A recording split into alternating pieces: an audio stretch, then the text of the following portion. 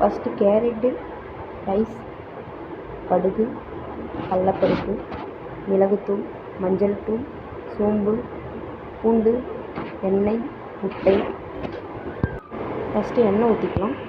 அடுத்து கடுகு போட்டுக்கலாம். கடுகு பொரிச்சதுக்கப்புறம் கடலப்பருப்பு போட்டுக்கலாம்.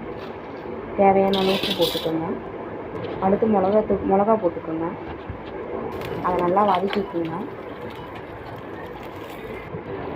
அடுத்து சோம்பு கொஞ்சம் போட்டுக்கோங்க. பூண்டு தேவையான உங்களுக்கு பிடிக்காதனா கொஞ்சமாக போட்டிருக்கேன் நான். நெக்ஸ்ட்டு வதங்கின அப்புறம் வெங்காயம் போட்டுக்கோங்க. வெங்காயத்தை நல்லா வதக்கிக்கோங்க ஒரு 5 நிமிஷம். அது ப்ரௌன் கலர் ஆகிற வரைக்கும் வதக்குங்க. அதுக்கு உப்பு கொஞ்சம் லைட்டாக அந்த வெங்காயத்து கூட போட்டுக்கோங்க. நெக்ஸ்ட்டு மஞ்சள்தூள் கொஞ்சம் போட்டுக்கோங்க. 1/4 டீஸ்பூன் அளவுக்கு போட்டுக்கோங்க.